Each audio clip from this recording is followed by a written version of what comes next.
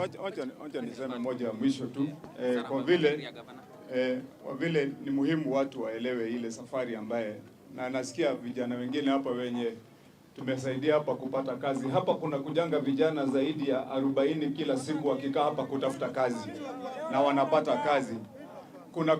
Kuna kuanga wasichana wengine hapa wanafanya kazi huko kwa hizo tu salon, wengine ni waiters, wengine wote hawana kazi.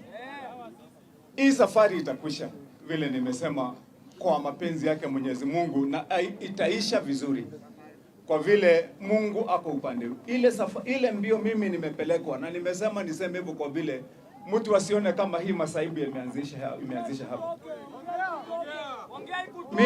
Mimi nimekuwa kwa koti, nimekuwa kotini kila saa. Account za watu relatives wangu zote zilikuwa frozen, zilienda huko zikazimwa, ndio hata nikishikwa ama nifanye nini hakuna mtu anaweza kunitolea mkono.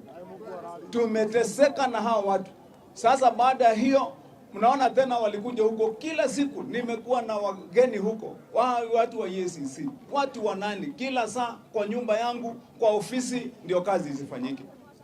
Baada ya hiyo tena mambo ya mateso ya siasa, mtu ambaye anafuata, na siku hizi kila mtu anaona, nikienda hata kwa mikutano watu wanaletwa wa kunipigia kelele, na ndio ikae kama mimi sina namna kwenye ground. Lakini sasa baada hiyo yote, na mpaka hata kutukua risasi kwa nyumba, sasa imekuja mpaka Nairobi kutoka Kiambu, ndio sasa hapa nimalizwe kibiashara. Nasema haitawezekana kwa vile Mungu wako juu, na Mungu tutafaulu kwa vile Mungu wako na sisi. Nataka niwashukuru nyinyi wote, watu wa Nairobi, watu wa Kiambu, watu wa Kenya wote ambao wametembea hapa. Nishukuru wachungaji wetu hapa ni wengi ambao wamekuja kuomba na sisi. Niseme asante kwa mawakili wetu, kwa waheshimiwa ambao wanajua tunafanya kazi kwa bidii kule kaunti ya Kiambu ambao tuko nao. Niseme pia hata nyinyi asanteni, na tutafaulu. Mungu wako na sisi, na msiwe na wasiwasi. Nasema asanteni jamani. Hasara ambayo umekadiria the value of this property. Na hapa kuna pesa nyingi ambazo, kwa hizo kama ni wewe ungekuwa unafanya kazi hapa miaka 40 years, na hawa watu wengi wote, hiyo total 40 years, ungekuwa umeweka pesa ngapi hapa? Ukiangalia magari imebomolewa, ingine ilikuwa inapigwa ni kama magari imekosea mtu usiku, mliangalia ilikuwa inainuliwa juu na kutupwa kando. Ile hasara iko hapa ni ya mamilioni na mamilioni ya pesa. Lakini ile kitu mimi nimesema, na vile wakili amesema, nataka nijibu ya kwamba kama hatutapata haki, ya kwamba sisi tulikuwa na court order, mimi nitakuja hapa, hawa wachungaji wakinilete, nimefanya kazi miaka 40, kwa siku 40 nitakaa hapa kwa hii mabati yenye wamenibomolea kazi yangu 40 days, na nitafast bila hata kukunywa maji, nikikaa hapo mchana na usiku mpaka jawabu na jibu itoke ya kwa nini mimi ninakuja kuteswa, ni makosa gani nimefanya. Kama sitambua ni makosa gani, basi nyinyi mtakuja kunitoa hapo. Kama jibu haitakuja, nitapanda hapo juu, nitakaa hapo mchana na usiku for 40 days fasting until the truth and until justice is done to me. I want to know what is this that I have done. What is it? Ni kitu gani nimefanya ya kwamba hata kwa nyumba yangu siwezi kukaa na amani, kazini siwezi kwenda na amani.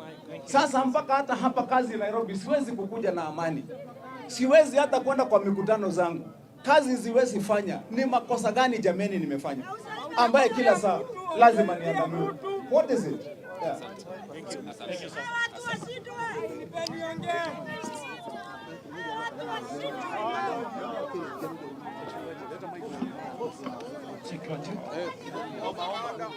Basi naomba tuweze kujiandaa kuomba, lakini kabla niombe. Malizia tu tafadhali. Okay, wacheni tuombe basi. Omba tu tafadhali. Tuombe. Wakati unaomba mchungaji, ni vizuri hata nyinyi watu wa habari mtupe macho huko. Utaona kule ng'ambo kuna mijengo ingine iko kwa reli huko. Ukiangalia hapa iko kwa reli. Ukiangalia hata huko nyuma kuna mijengo ingine iko kwa reli. Haijaguswa. Ile imeguswa ni ya Kimani Wamatangi. Hiyo ndio iko na makosa. Zinaachwa kwa nini? kama muungano wa wachungaji, na ningependa niongee hiki kitu moja.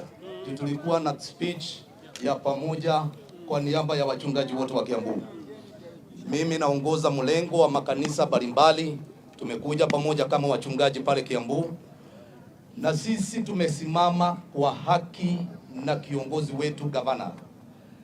Ni kinyume na katiba yetu na sheria mtu kuingilia mali ya kiongozi yoyote ama mwananchi yoyote bila kufuata sheria.